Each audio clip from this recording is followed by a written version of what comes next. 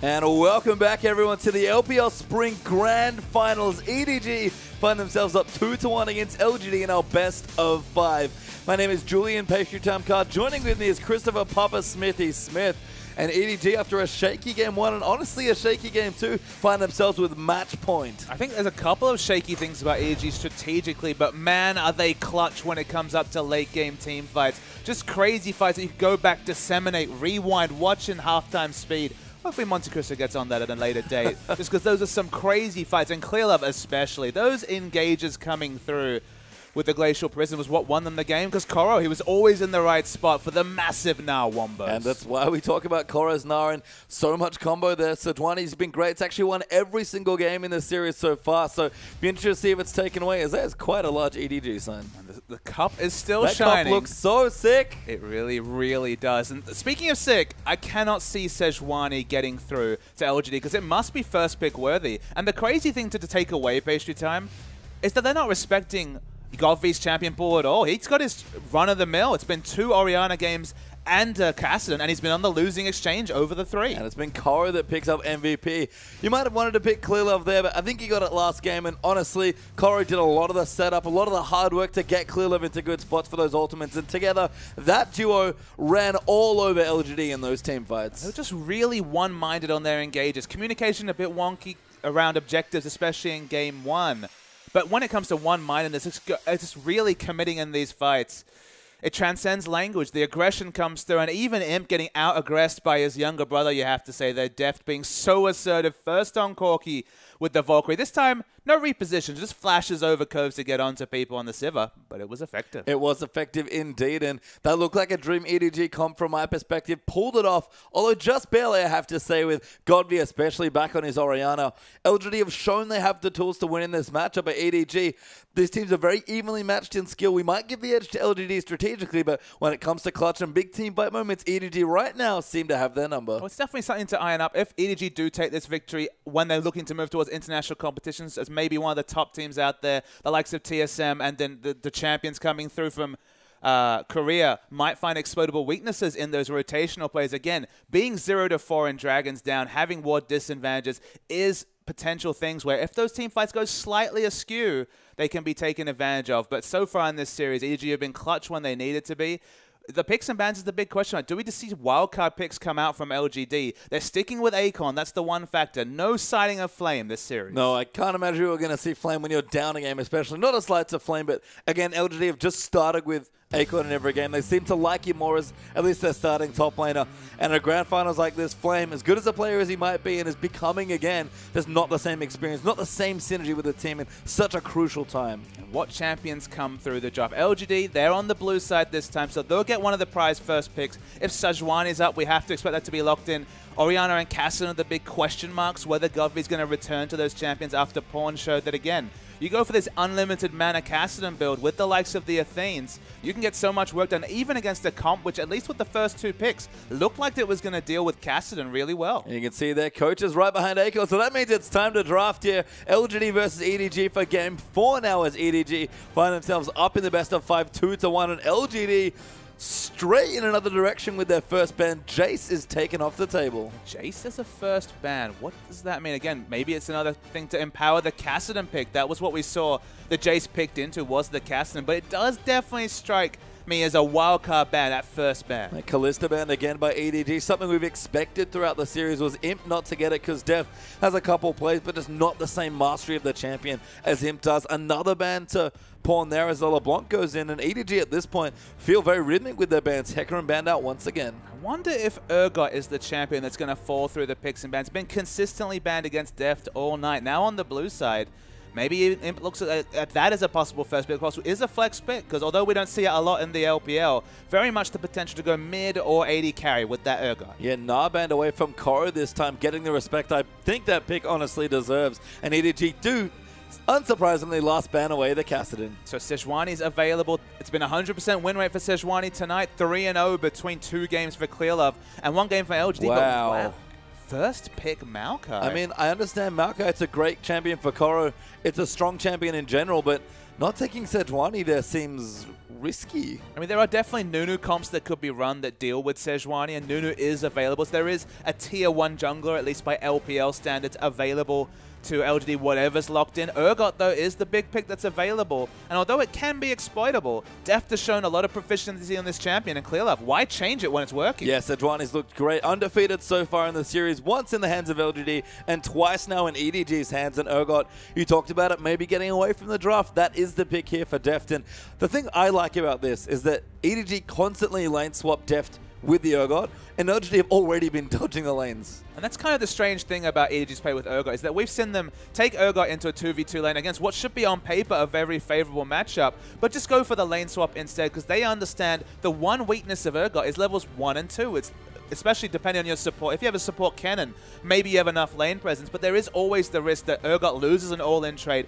gets chunked out, has to use all his mana to maybe prune lanes, and then really struggles. So instead, EDG will swap out of that 2v2, look to pick up a tier, maybe even towards a Manamune, then swap in when Urgot does do well, which is, of course, towards level 4 onwards when the laning phase gets excellent for Urgot. So given that it's already been, what, 3 games, 3 lane swaps, which probably shouldn't be surprised if the lane swaps continue. But Rumble being locked in, although Koro does play it, would be a surprise. It would. I mean, decent matchup against Maokai, I believe, but Sivir Nunu to catch up on LGD, and there's the Rumble and the Nautilus for EDG.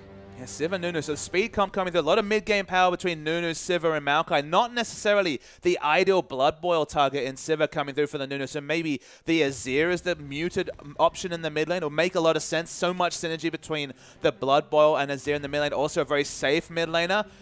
GodV has played 2 Cho'Gath games and has 2 victories on that champion. It's not quite Azir, but it's even a decent Blood Boil target because, of course, the Vorpal Squike's pretty confident, but that's the big question. Does he go for something different or does he go with the tried and true Orianna?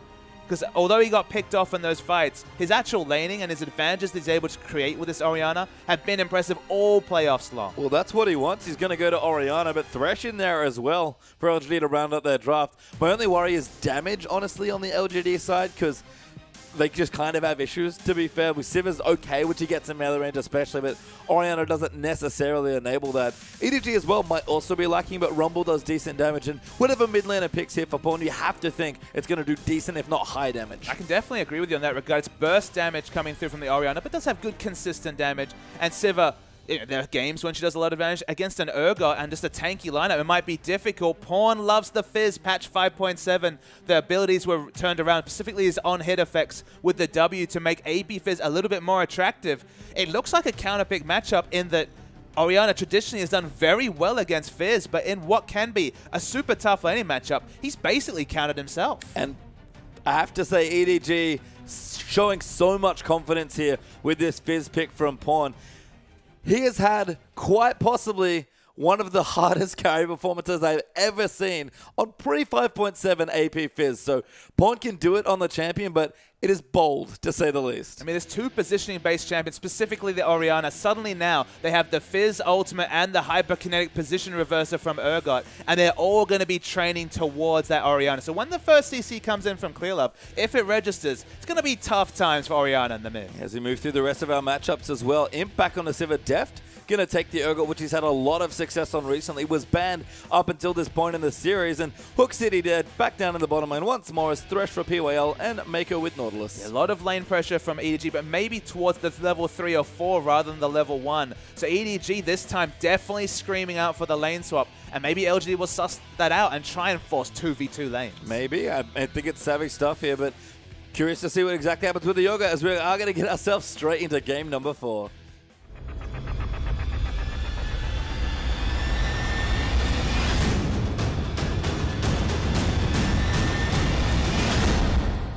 And welcome back onto the Rift as we are here for EDG's match point against LGD here. It's been a best of 5, 2-1 so far as we move into game 4, and EDG find themselves with the advantage. There is so much on the line. The triple crown for Pawn with 2 domestic titles and a world championship. Clear Love's 22nd championship as well. And of course, a win for Deft, who hasn't had one in quite a while. Yeah, whoever wins this, they will have one member who has won both OGN champions, the LPL, and the World Finals, as both Pawn and, of course, Imp were there back in just a few months ago. at the World Championships in Seoul. Now LGD invading aggressively. You have to think they're the ones that more want the 2v2 matchup. Sivir herself does pretty well against Urgot levels 1 and 2. Yeah, you can see Pawn actually also invading for some vision. Does have his trinket. Wonder where he wants to put it here.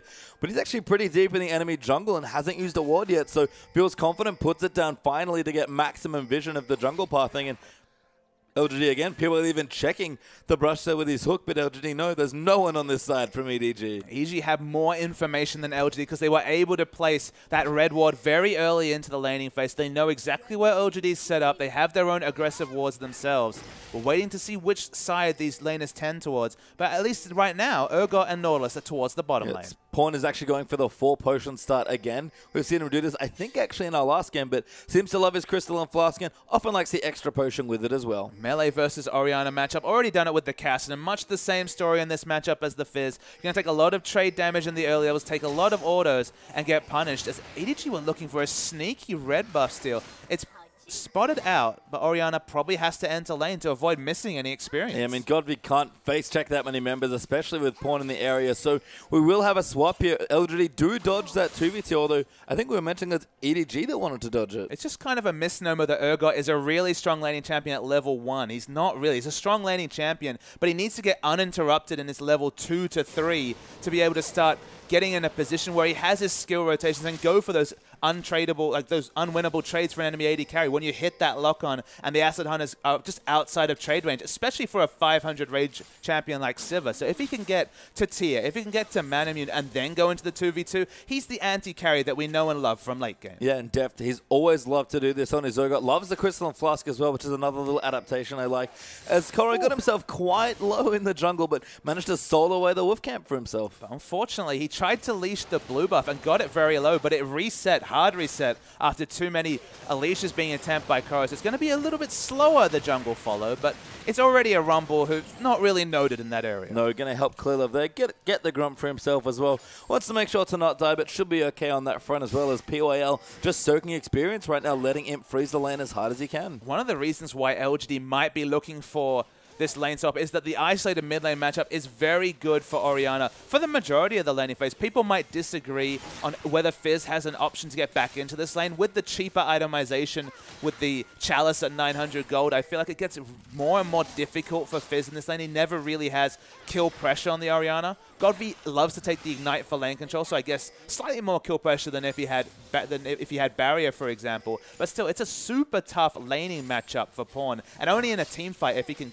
register the fish onto him, is it really when the matchup starts to tip towards. Yeah, Clearlove down the bottom though, looking for level 1 PYL depth in there as well as Mako's even joined in, but smart rotations from LGD moved them down into 3v3 right now as EDG going to do a little bit of proxying and try and fast push a turret. You just keep Akon away from experience. Only level 2 now. PYL level 1 himself. No incentive to rush back to lane, and every minion that he loses compared to Koro, who has a lower item ceiling, is getting abilities. TBQ will go in as the hook lands. Mako, though, will get hooked as well as Akon. Get some damage onto Clearlove, and Sejuani a little too low for this adventure. Def's also out of mana at this point, but no one else coming. It's a pure 3v3 now. No teleports being pulled yet. PYL with a good double play, but they will go back in. Mako forced to flash, but Clearlove gets first blood there. TBQ locked up as well. Teleport here for Koro as Akon slays Clearlove, but Koro kind of a little late there and doesn't really do anything as he comes in. Yeah, Koro loses a lot from rotating late. I believe he knew that Orianna's going to be the first person to get there, and it prompts a flash. Yeah, good movement though from EDG. Get themselves to safety despite the cooldowns they have to use. Pawn's going to join in as well, but EDG only lose one person, but those cooldowns might cost them in these lanes. The teleport is a big hole though, because up the top lane, Rumble was getting basically free farm against the Sivir. I was going to comment on the fact that obviously very level intensive, not very item intensive. So the fact that he was moving closer and closer to level 6 meant that Rumble could opt into those dragon fights, level 6, fight against Nunu. And of course, whenever you have the Nunu, you're looking for that neutral control, specifically the dragon. So Rumble getting all that experience was actually a huge big thing for EDG to be winning in the early rotations compared to the denial that was happening to Akon. All of that undone after the failed teleport bottom. You can see Pawn prep the wave nicely, although now is a bit of trouble. No mana here for Pawn. Good juke of the hook, though. Will get flayed by PYL. Godby, the Ignite coming through. Might be enough on to Pawn. The Ignite will tick him down. Is he going to die? Just lives with that last sticker potion. Acorn even tries to snipe him with a sapling. Only had a flask charge because the health return was going to be much slower and again much less. Just survives and almost dies to the sapling anyway. The game of interest has been consistently won by EDG, and that's the reason they're 2-1 up. Yeah, Pawn double Dorans now, so going to start maybe getting a tad more aggressive in that matchup. Tier done for Deft. He's happy in the bottom side, still in his 2v0 at this point, actually, given that Mako's roaming out and Acorn's getting zoned away somewhat.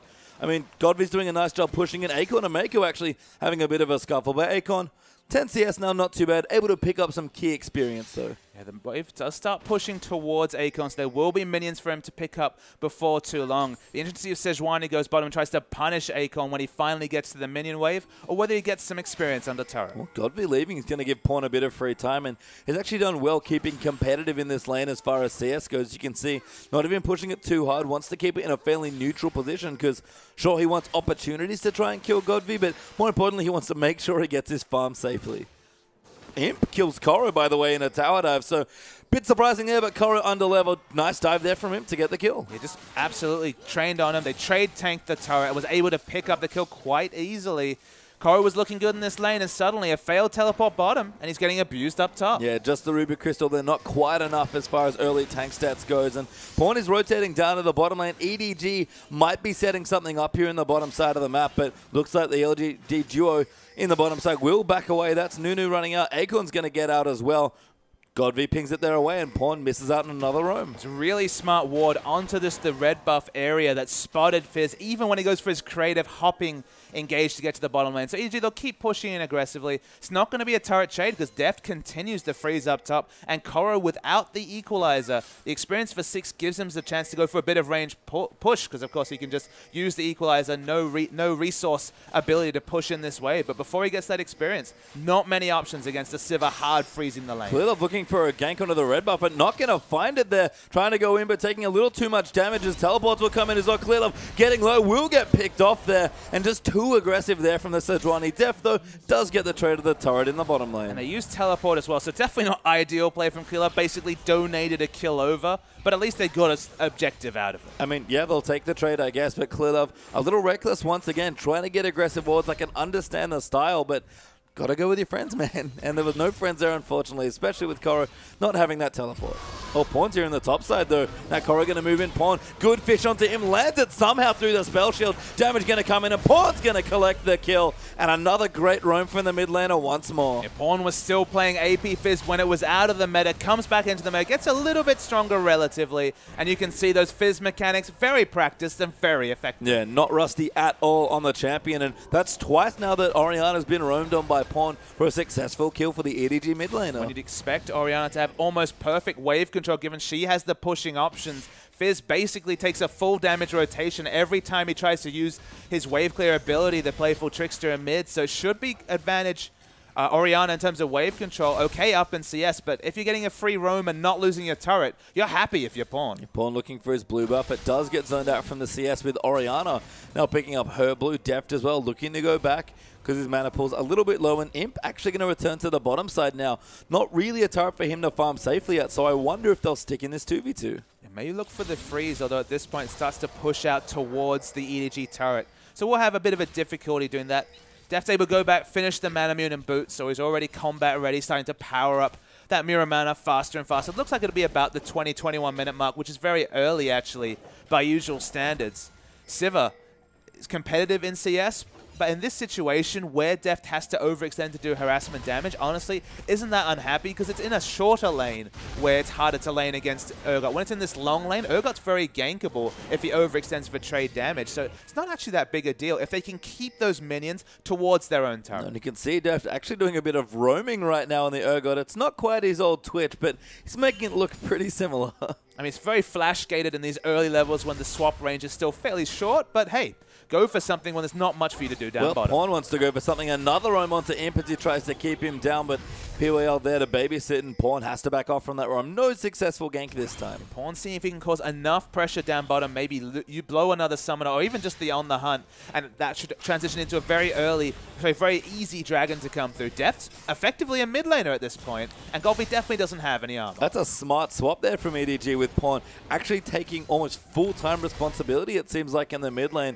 I thought it was just to try and get dragon control, but this is really smart from Edward Gaming. And because it's 2v2, because Mako can just poke his head in and out and use the Relic Shield to help with pushing. Although in a standard laning matchup, Orianna actually is a very strong laning matchup against mid lane Urgot because she has so much more wave clear opportunities. When it's 2v2 and Relic Shield negates any wave pushing advantage, it's just a really horrible place for an Athene's Godby to be in. And how hard is it for POL to actually get this Fizz with a hook as well? Any sort of engage options that they might be able to get in a 1v2, it's just so hard to pin down blue buff Fizz. And look, he's only got double drones. It's not like he's spent gold. He's sitting on 1,700 gold, but feeling confident enough in the situation with the wards that he had to be able to lane. Once those wards start to time out, then it becomes a bit more risky for him to overextend for farm in the bot. And for the first time maybe ever in this series, Dragon not taken yet at 11.5 minutes. Both teams being very careful with their positioning, wanting to make sure they keep control of the map here. I mean, everyone's sort of scrounging for farm at this stage of the game. Koro back in the top side,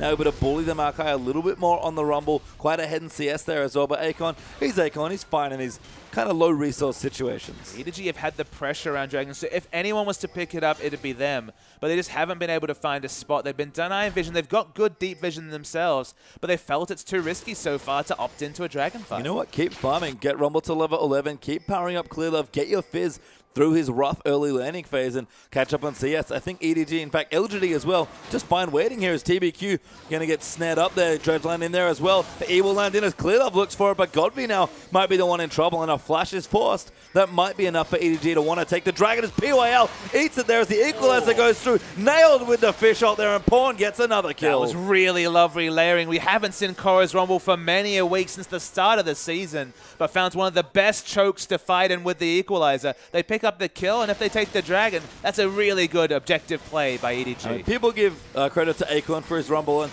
I certainly have to give him credit too, but Koro, no slouch on the champion either, as the first Dragon will in fact go to EDG. Deft and Mako get caught in the shockwave, but they might just fight you. Imp gonna get aggressive on as Deft turns around with Clear Up. Mako finds a hook, TBQ channels his ulti, but it's not enough. Now Pawn's back as well. Acorn has flanked and got a kill onto Deft, so it's 2v3 as Pawn tries to find a flash, but fails. That kill will get a triple there for Orianna, and Clear Love just has to get out and watch his team die. Yeah, once again, Godby piles on the kills on this Orianna. Hasn't served him well the last two times, but still, he's a very impressive Orianna player, and giving an Orianna a 4-0-0 start, and needlessly large rod on top of Athene's at 13 minutes. I was actually going to mention that this team comp not the best for Orianna to fight, just because Deft will eventually get very tanky. But if you're staying ahead of your item timings, and you have kill pressure on even the Urgot, it's going to be difficult to navigate these fights for EDG. Clear Love going to clear this away as best he can, but Godby, if he had his ulti, he would have tried for the solo kill. Now Mako has to come in and clear out what he can, but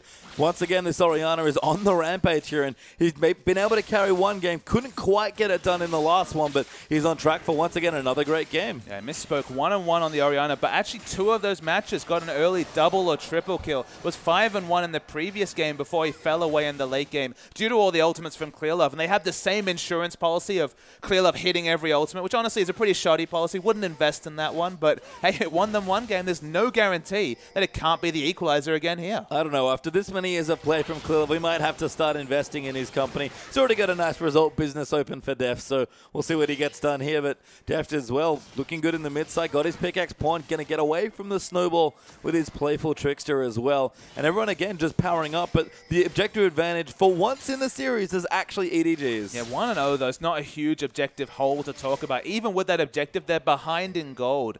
They have a Dragon, they have a turret, but they're behind in gold just from farming numbers. Look at the mid lane. Of course, with all this rotation of Pawn, Civ has found free CS because of the way the lanes were and the fact that Deft would have had to overextend for harass. They've never been able to do the 2v2 matchup. Godby. EDG getting so aggressive. Koro just going to escape the hook though as well, but he is caught out. Koro has to get away. He's got his flash. He uses it as Imp, rides his way in onto the ultimate, and EDG look for a pick in the jungle, but don't find it. Yeah, even with the Equalizer, not quite level 11, but crucially, Pawn is in the bottom lane, just pushing out, trying to equalize this big CS disadvantage that EDG have opened up. EDG have been forced into poor situations, although Deft is happy in lane against Orianna. He wants to be holding down Sivir. That's the nature of the Urgot as an anti-carry, but in this situation just hasn't been able to engineer that because of where the minion waves have been well held by LGD. Probably not a surprise that LGD have managed to hold the minion waves so well. And at EDG, this need to find the engage they're looking for. Sejuani, though. Clearlove goes in. Ulti only onto Mako. TBQ will channel Absolute Zero, but he gets nailed by a fish. Godby, though,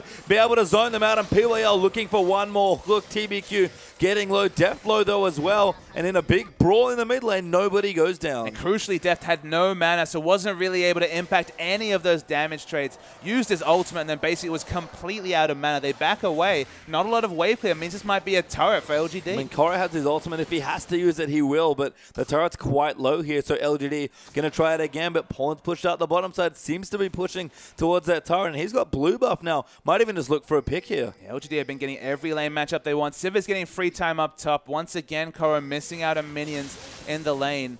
In mid lane, they're going to keep this turret up for now, but the moment Sivir rotates there and the lack of wave clear, which has been a constant story from EDG, is a critical point this game. Literally no wave clear among these members outside of very short range. And good harass there by Deft onto Godby, but they take the turret, and that's 2 for 1 now as LGD get the top and mid lane turrets, but Akon might be Pawn's next victim, and if this Fizz keeps the snowball going as he's trying to do, misses the fish there, I believe, goes into Akon, no, doesn't even have the ult, he's just going to go in. Clearlove going to come in as well for the gank squad, and Akon trying to get away, but there's just too much damage. Yeah, I mean, he definitely needed the Clearlove behind him to be able to pick up those kills. No ultimates between the two of them, but two members focusing on one was enough base damage. Only the Righteous Glory and some Doran's Rings means no magic was just being completed just yet. So they get a pick, but crucially, no objective. Clearlove's back does get denied, though, as the Boomerang Blade comes in. Dragon back up in a minute 30. Everybody needs to go back and spend their gold if they haven't already, and you can see the back time is starting to come through. Infinity Edge there for Imp, plus a Brawler's Glove. We've got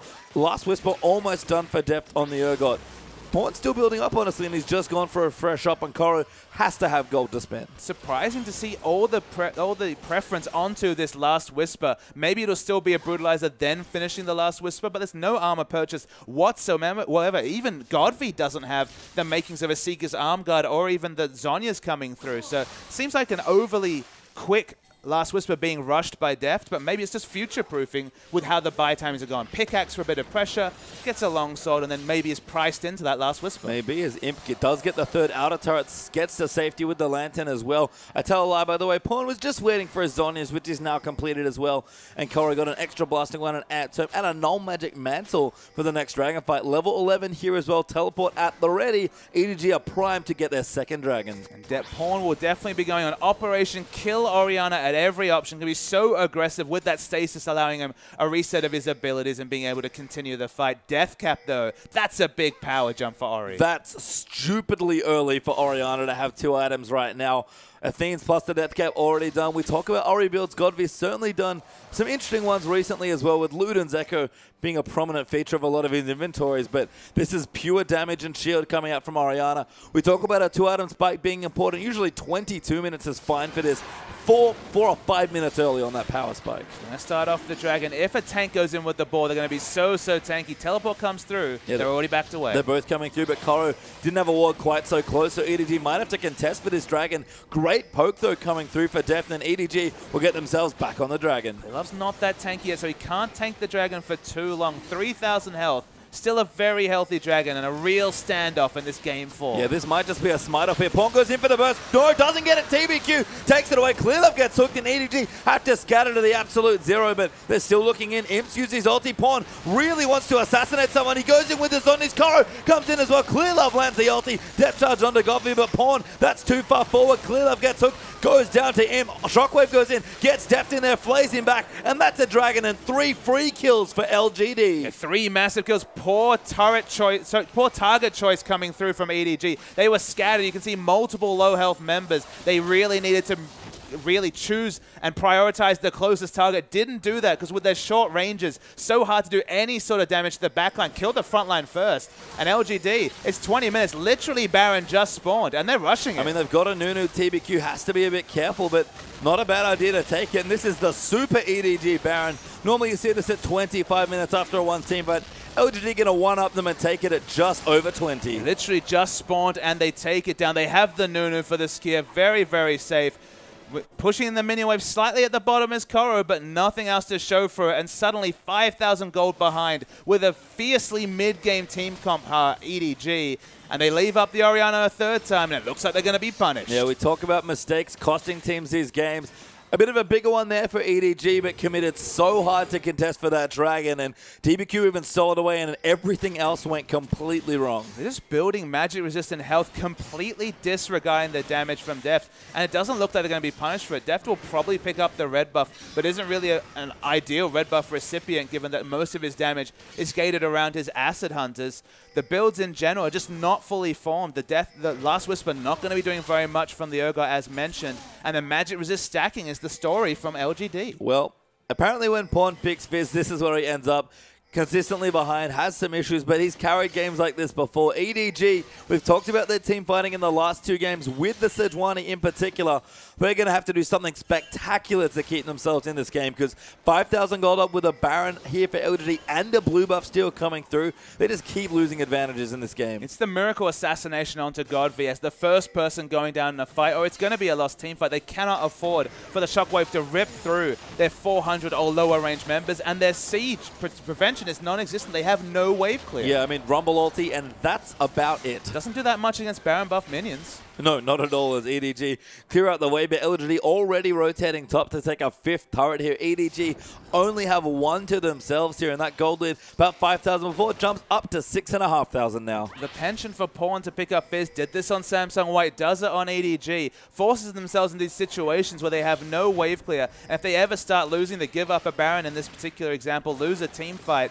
The downside of this comp is incredible, and they just have so few ways to get back into the game against all the disengage, and it's just simply they're on the hunt from Sivir. Grab comes through onto Mako, actually. He's forced the dredge line away. Gets chunked to about 60% health, though, and again, even with a Sivir, feel confident. Good double ulti there onto Deft and Pawn. Godvi insta-kills Deft's Urgot, and Clearlove's trying to go in, but he's completely caught out of position. Imp's going to get the turret. The ulti gets spell shielded, I believe, and Clearlove goes down, and it's going from bad to worse for EDG. Yeah, just one shot by Godvi. That's how strong he is already with 2 items, and the push is going to continue. This game looks awfully familiar, Papa Smithy, except this time it's LGD the one that's winning, and they're doing it about 5 minutes earlier. It just feels like EDG's comp's missing out on too much, doesn't have wave clear, has decent multiple sources of damage, but honestly, the On The Hunt moves them away from the equalizer, and the only decisive equalizer was the pick onto PYL in the bottom lane.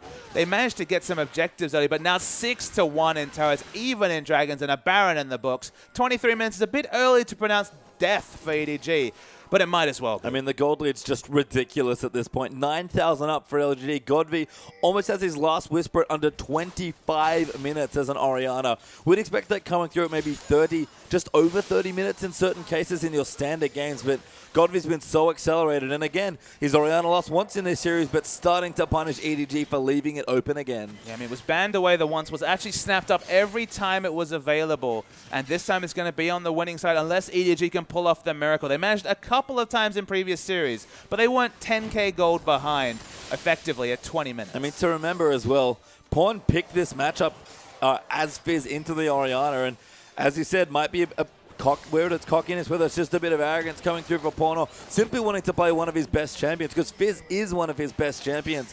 It just might be a bit too much bitten off here for EDG, and even Clearlove Sejuani can't seem to save them from this situation. No, it just gives too much downside. The lane matchup is definitely not Landslide in the advantage of Pawn, and he doesn't have range wave clear.